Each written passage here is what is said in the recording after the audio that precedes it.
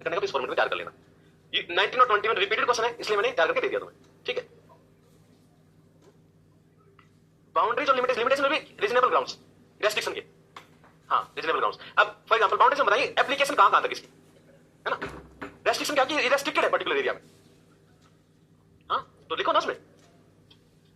ऐसा नहीं कि मैं ये थोड़ा बोलूंगा है ही है, जिसका नहीं उसका लिखो, but your dimension would be there ना।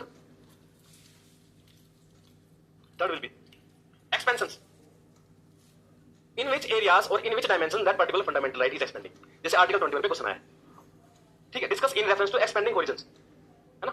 जैसे आर्टिकल 19 के कुछ ना कुछ एक्सपेंडिंग ओरिजिन्स होंगे, तो ऐसा क्वेश्चन यूपीएससी आर्टिकल 19 में पूछ सकता है, ठीक है। Next will be what are reasonable grounds of restriction, what are reasonable grounds of restriction.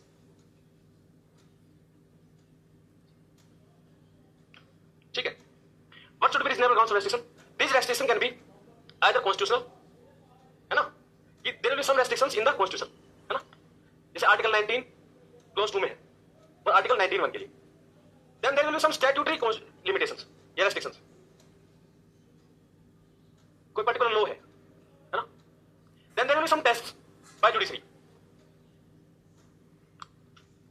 For example triple test सुना है किसी ने, प्रोपोर्शनैलिटी टेस्ट है, तो ऐसे कुछ टेस्ट होंगे जो रेस्ट्रिक्ट कर रहे होंगे। Next will B judicial interpretations,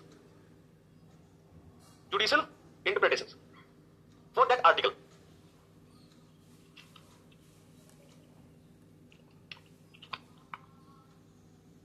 इनसे आपका काम हो जाएगा, ठीक है, एक टाइप का सवाल सोल्व हो जाएगा स्कोप का। इसके बाद अगर आपको थोड़ी सी एक्स्ट्रा मेहनत करनी है ना, try to make notes on contemporary issues linked with fundamental rights. For example hate speech है, हेट स्पीच पे 1 पेजर या हाफ पेजर नोट तैयार कर ली। जो ब्रॉड क्वेश्चन, जो इंटरलिंकिंग वाले क्वेश्चन, वो इनसे हो जाएंगे। If there will be separate question on particular issue related to fundamental rights, तो उसके लिए सेपरेट आपको नोट्स तैयार करने पड़ेंगे। डन, ठीक है। Take 5 minutes, read this page that you got, उसके बाद will write answer on fundamental right.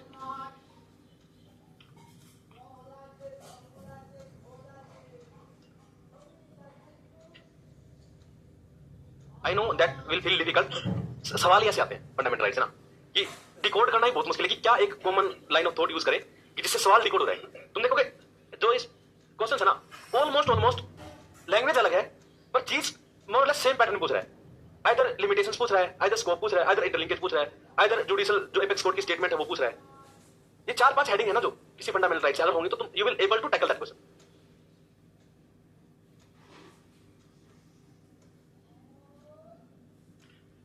Supreme Court judgement किस-किस को याद है? किस-किस को याद है? नहीं याद है?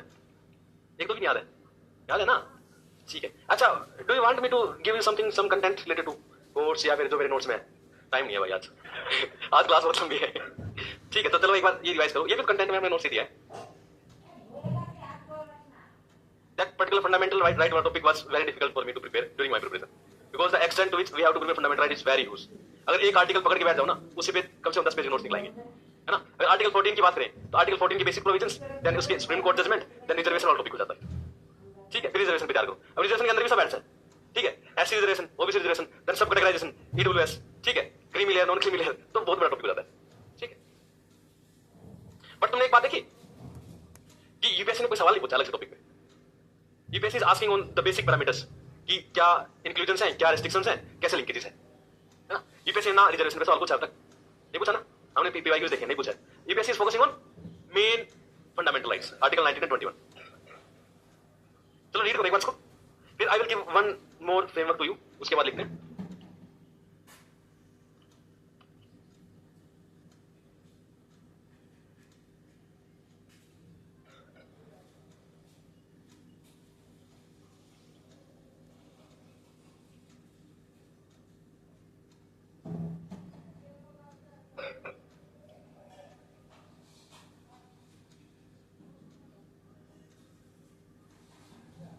Students are asking sir, please give statements and quotes. ये लक्ष्मीकांत में लिखी हुई है भाई, मैंने कोई अलग से नहीं बनाई है, ये लक्ष्मीकांत में लिखी हुई है, ठीक है। अगर लक्ष्मीकांत खोल के देखोगे ना तो लक्ष्मीकांत का जो सेंटर स्टेट रिलेशन वाला चैप्टर है उसमें पेज डिवाइड करते हैं, तो जो लेफ्ट हैंड साइड वाला पेज है उस पे जो राइट हैंड वाला जो कॉर्नर है उसमें नीचे वाला पैराग्राफ लिखी जो स्टेटमेंट में बोली, तो तो ऐसे स्टेटमेंट बीच बीच में लिखे हुए हैं लक्ष्मीकांत में। थोड़ा सा ना खुद मेहनत करा लो, खुद मेहनत करने से चीज याद होती है, ठीक है? जैसे याद करने की मेहनत करो।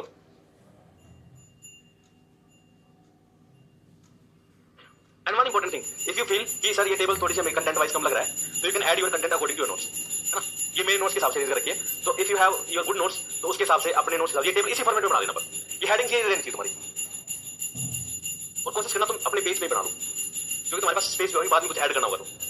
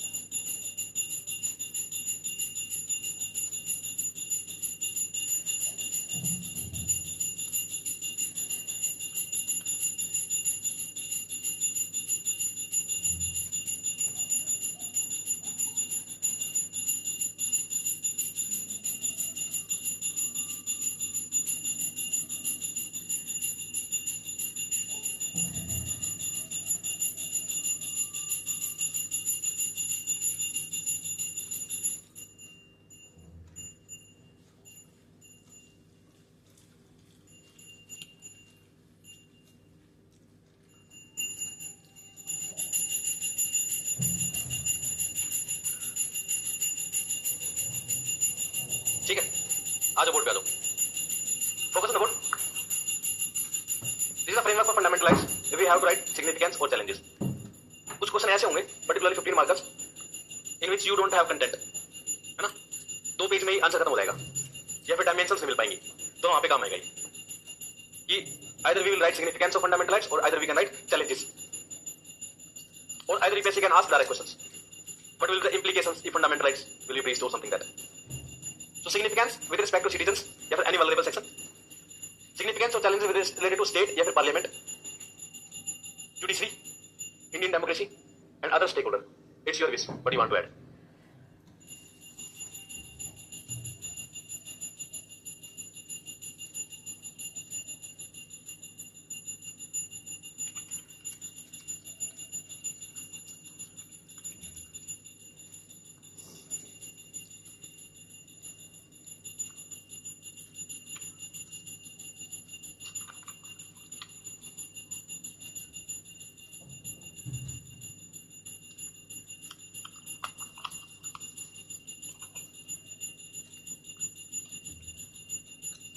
Done? Read the questions. 2 बार पढ़ना. Try to break the parts of the question. Take 1 minute. I am giving 1 minute. Break part. Focus on keywords. ठीक है? And then we will start answer writing.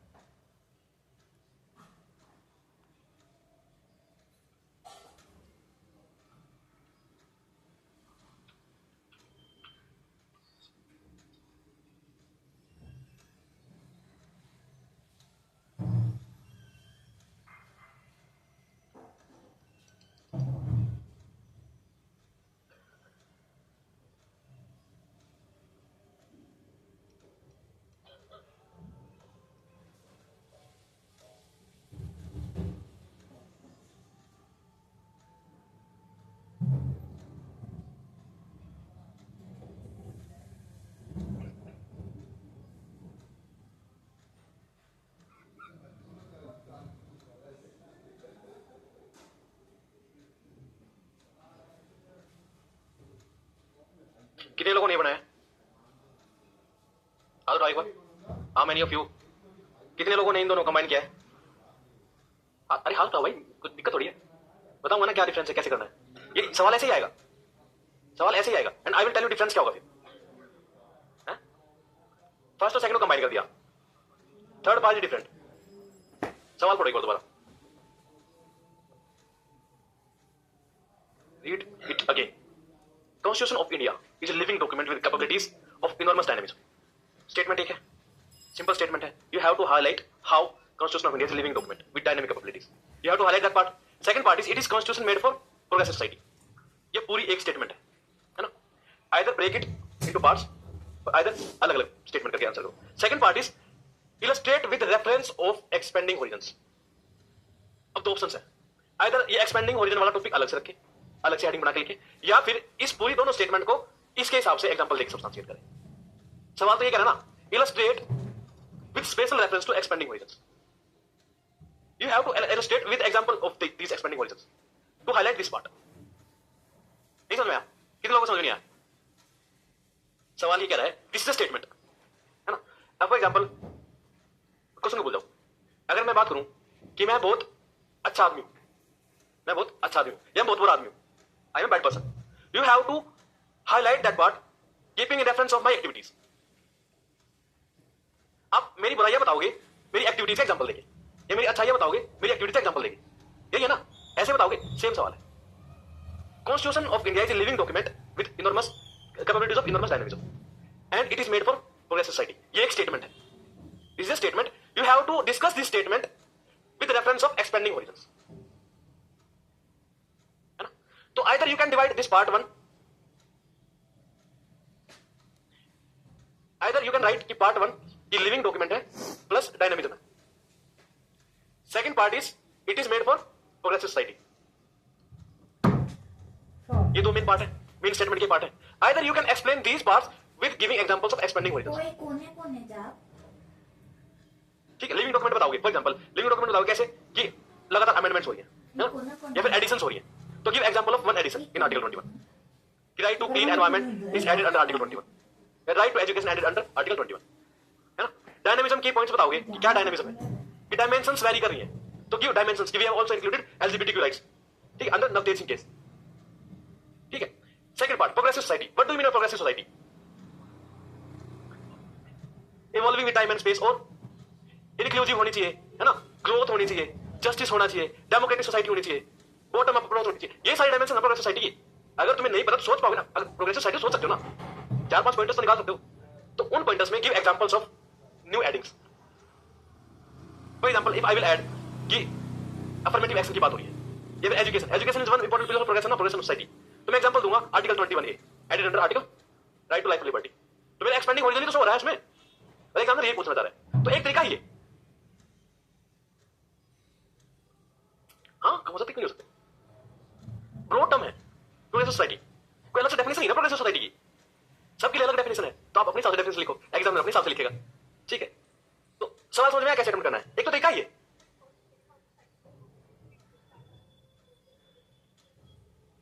दिखा सकते हो 3 पेज बने हैं, you have to fill 3 pages, 15 mark का question है। बहुत कॉम्प्लेक्स हो जाएगा, you will face difficulty in generating points. अब जनरेट कर पाओगे अलग अलग करके, प्रोग्रेसिव के अलग, लिविंग डॉक्यूमेंट एंड डायनामिज्म के अलग, you will generate at least 5 points for each. अगर इकट्ठा कर दो तो बहुत कॉम्प्लेक्स हो जाएगा, है ना। सेकंड थिंग इज ये है एडवांस अप्रोच कि हाँ आपको स्टेटमेंट के हिसाब से दिखाना है। Second will be you can tackle with this way. अगर कुछ नहीं समझ में आ रहा है, कीवर्ड्स तोड़ो, हेडिंग बनाओ, पॉइंट लिखो, खत्म। पहला पार्ट ये लिखा, सेकंड पार्ट ये, थर्ड पार्ट ये। ठीक है, दोनों अप्रोच मेरे को बेटर पहली वाली अच्छी लगती है। ठीक है, पहली वाली क्यों अच्छी लगती है? क्योंकि वो डायरेक्ट हिट करी डिमांड को। इसमें एग्जामिनर को थोड़ा सा रिलेट करना पड़ेगा कि आप एक्सपेंडिंग होरिजन को कैसे रिलेट करें इन चीजों से। ठीक है, क्वेश्चन ऐसे ही आएगा आर्टिकल 21 या 19 पे अगर 15 मार्क का क्वेश्चन आ रहा है तो। जैसे क्वेश्चन देख लिया तुमने, अब वो क्वेश्चन देखो, एक बार पीछे चलते हैं, ये वाला फर्स्ट क्वेश्चन देखो एक बार, सेम ही टाइप है ना। The right to privacy is part of Article 21, and you have to discuss in reference to law related to DNA testing. बात समझ में आई ना? You have to explain by giving that statement 2 वाले examples. Heading तुम्हारी पहले वाली रहेंगी, heading पहले वाली रहेंगी कि प्राइवेट प्राइवेसी बॉडी ऑटोनॉमी है, इंफॉर्मेशन ऑटोनॉमी है, या फिर प्राइवेसी है। ठीक है, डिसीजन ऑटोनॉमी है, but you have to give example of that कि पीसीपी एनडीटी एक्ट में भी ऑटोनॉमी दे रखी है। डन? समझ में आया? लिख दोनों तरीके से सकते हो, either divide into 3 parts, right points for those. ये मेरे को लगता है कि 3 पार्ट लिखोगे तुम 3-3 4-4 पॉइंट्स जनरेट कर लोगे, है ना। अगर फिर भी नहीं आ रहे तो एक चीज और बताई थी मैंने, significance and challenges. challenges related to dynamism you can highlight here. Article 368 है ना, अनलिमिटेड पावर का इशू है ना उसके साथ अमेंडिंग का, तो डायनामिज्म तो मिल रहा है, लिविंग डॉक्यूमेंट तो मिल रहा है, बट उसके साथ साथ पार्लियामेंट्री सॉवरेनिटी का इशू भी आ रहा है, या फिर जुडिशियल सुप्रीमेसी का डिबेट भी हो रही है, तो you can write other dimension generate करनी है तो ठीक है.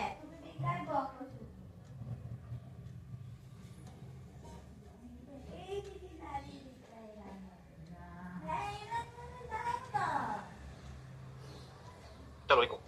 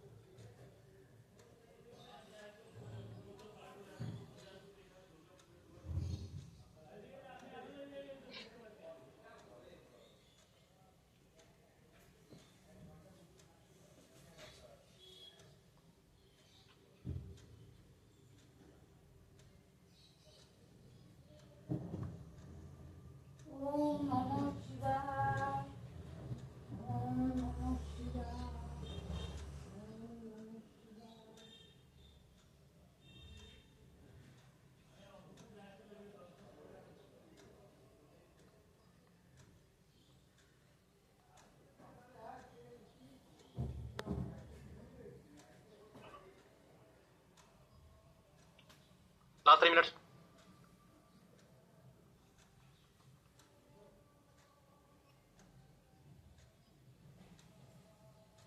हो गया, वेरी गुड।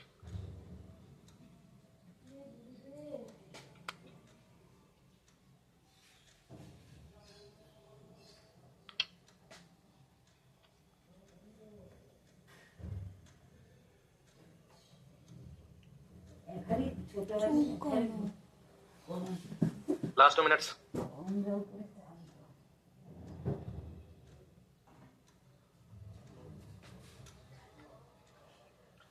तो मैंने पहले वाली वो अप्रोच में बताई थी, इसलिए बताई ना, एक्सपेंडिंग ओरिजिन कुछ लिखने को है नहीं, तो सिर्फ केस याद आएंगे, स्टेटमेंट आर्गुमेंट याद नहीं आएंगे। इसलिए एक्सपेंडिंग ओरिजिन के हिसाब से आपको पहले स्टेटमेंट एक्सप्लेन करनी है जो ऊपर लिखी हुई है, क्योंकि डिमांड हुआ है ना। आपने वो 2 चीज नहीं बताई होंगी, इशू यही आएगा ना दूसरे वाले में। Either you have sufficient point for that in which charge point आ जाएगा, एक्सपेंडिंग ओरिजिन चार्ज कंप्लीट खत्म किए, आइदर फिर उसको यूज करो एक्सप्लेन करने में।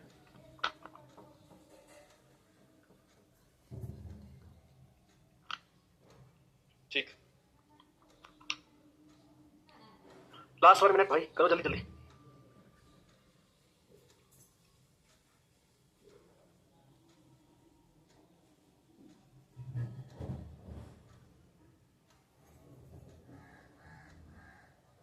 पेज तो नहीं पता तुम्हें हैं क्या ना, तो कंटेंट का इशू आएगा ना, चैलेंज जो वाला इशू वो लिख दो इसमें। यहाँ पे constitution Martin principle and stand like basis of right BST point बहुत बड़े लिखे हो ना, 3 4 लाइन के पॉइंट है, इनको तोड़ के ना एग्जांपल बना दो। ठीक है, डन, टाइम्स अप। आ जाओ बोर्ड पे, focus on the board everyone, focus on the board. Introduction कैसे लिखेंगे? Either we can use statement, ठीक है, either we can use quote और either we can reframe question, ठीक है, वी कैन रिफ्रेम क्वेश्चन, ठीक है, you can use article 368, ठीक। So you can write intro using quote or statement based. I have used that thinker Granville Austin कि constitution is organic and dynamic, ठीक है। I haven't used name of other thinker, I have used statement of 2 thinkers, one is Granville Austin, second statement is of Justice P.N. Bhagwati, है ना, PIL वाली, उसके statement है, तो मैंने मर्ज कर दिया, मैंने नाम यूज नहीं किया उसका, क्योंकि फिर वो कॉम्प्लेक्स लगता है कि 2 स्टेटमेंट ना अलग अलग से। अब now we can combine these 2 to make our introduction, ये मैंने किया है। You can use any quote और एनी वन स्टेटमेंट। उसके बाद we have to show how constitution of India is living and dynamic document. So I have given you keywords transformative constitutionalism, amending power, open and broad ended and space for judicial creativity.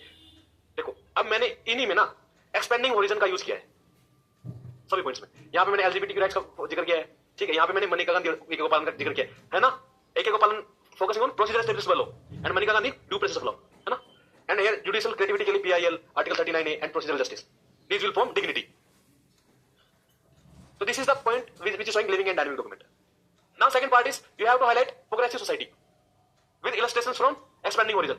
So here I will use the case laws, but I will think and reframe the language of case laws. Like here privacy is fundamental right. This will be my argument, and my example will be case Daswami. जो तुम्हारा doubt है।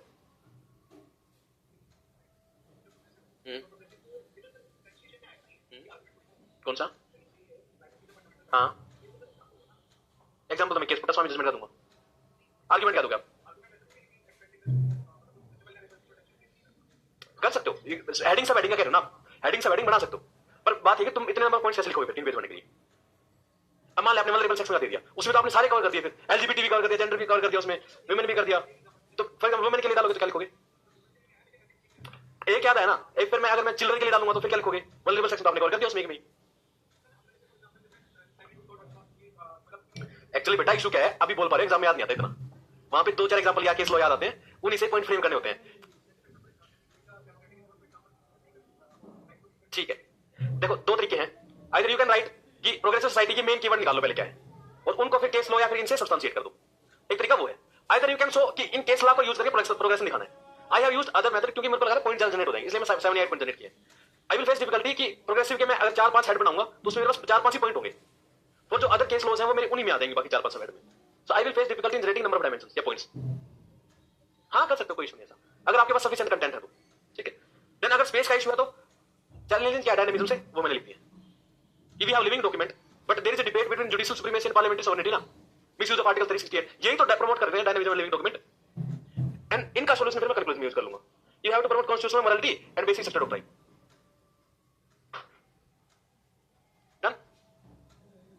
Give me 1 second, internet issue. ठीक, done, समझ में आया? ठीक है। अच्छा, नेक्स्ट टॉपिक पे आते हैं। क्या टॉपिक है? DPSP. DPSP, directive principles of state.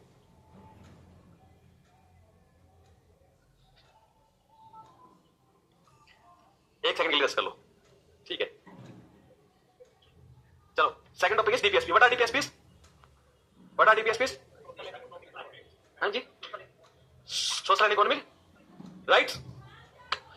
Conceptual mistake मत करो, मैं बता रहा हूं, बहुत तगड़ी मार खा जाओगे। क्या होते हैं DPSPs? These are directive principles, these are guidelines, these are guidelines, है ना, for what? To state, to make policies.